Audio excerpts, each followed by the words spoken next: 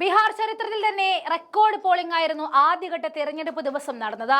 തീവ്ര വോട്ടർ പട്ടികയും വോട്ട് ചോരിയും കത്തി നിൽക്കുന്ന സമയത്തുള്ള ഈ തെരഞ്ഞെടുപ്പ് അതിൽ റെക്കോർഡ് പോളിംഗ് എന്നതും എല്ലാവരും ഞെട്ടിച്ചു കഴിഞ്ഞു. രണ്ടാം ഘട്ട പോളിംഗ് നടക്കുന്ന ഇന്ന് മറ്റൊരു സുപ്രധാന ദിവസം കൂടിയാണ്. ബീഹാർ തിരഞ്ഞെടുപ്പിനിടെ വോട്ടർ പട്ടിക തീവ്ര പരിഷ്കരണത്തിനെതിരായ ഹർജികൾ സുപ്രീം കോടതി പരിഗണിക്കുന്ന ദിവസമാണെന്ന് ജസ്റ്റിസ് സൂര്യകാന്ത് അധ്യക്ഷനായ ബെഞ്ചാണ് ഹർജി പരിഗണിക്കുക. ബീഹാറിലെ അന്തിമ വോട്ടർ പട്ടികയിലെ മാറ്റങ്ങൾ എഴുതി നൽകണമെന്ന് കമ്മീഷനോട് കോടതി ആവശ്യപ്പെട്ടിരുന്നു. തമിഴ്നാട്ടിലെയും ബംഗാളിലെയും SIRനെതിരായ ഹർജികളും കോടതി ഇന്ന് പരിഗണിക്കും. ബീഹാറിൽ ഇന്ന് അവസാനഘട്ട വോട്ടെടുപ്പ് നടക്കുന്ന ദിവസമാണ്. ബീഹാർ നിയമസഭാ തെരഞ്ഞെടുപ്പിലെ ആദ്യഘട്ട പോളിംഗ് അവസാനിക്കുമ്പോൾ സംസ്ഥാന ചരിത്രത്തിലെ ഏറ്റവും ഉയർന്ന പോളിംഗ് ശതമാനമാണ് രേഖപ്പെടുത്തിയിരിക്കുന്നത്. തിരഞ്ഞെടുപ്പ് കമ്മീഷൻ പുറത്തുവിട്ട അന്തിമ കണക്കുകൾ പ്രകാരം പോളിംഗ് ശതമാനം 65.08%. ഈ റെക്കോർഡ് പോളിംഗ് ബീഹാറിലെ ജനങ്ങൾക്ക് ഒരു വലിയ മാറ്റത്തിനായി തീരുമാനിച്ചുറപ്പിച്ചിറങ്ങിയിരിക്കുന്നു എന്നതിന്റെ വ്യക്തമായ സൂചനയാണ്. ഇന്ന് 20 ജില്ലകളിലെ 3,70,00,000 വോട്ടർമാരാണ് ബൂത്തിലേക്ക് എത്തുക. 122 നിയമസഭാ മണ്ഡലങ്ങളിലാണ് ഇന്ന് വോട്ടെടുപ്പ് നടക്കുന്നത്.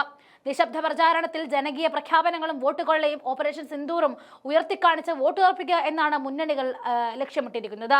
വിവിധ രാഷ്ട്രീയ പാർട്ടികളിലെ നേതാക്കളും സ്വതന്ത്രരും ഉൾപ്പെടെ 1302 സ്ഥാനാർത്ഥികളാണ് ജനവിധി തേടുന്നത്. ഇവരിൽ 1165 പുരുഷന്മാരും 136 സ്ത്രീകളുമുണ്ട്.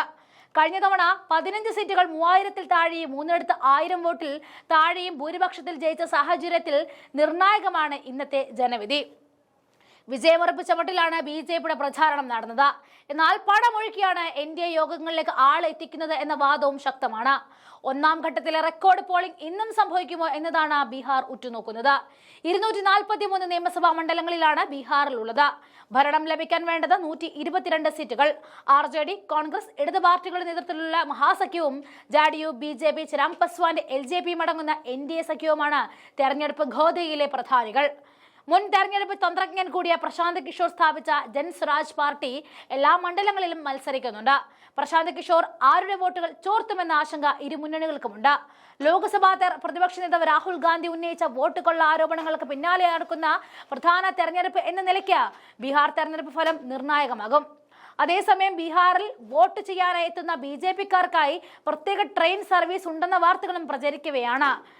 ഈ റെയിൽവേ കേന്ദ്ര സർക്കാരിന്റെ വക ആയതുകൊണ്ടായിരിക്കും അങ്ങനെ ഒരു സേവനമല്ലേ? എന്തായാലും തീവ്ര വോട്ടർ പട്ടികയെക്കുറിച്ച് സുപ്രീം കോടതി എന്ത് പറയുന്നു എന്നാണ് ഇനി നമുക്ക് നോക്കാനുള്ളത്.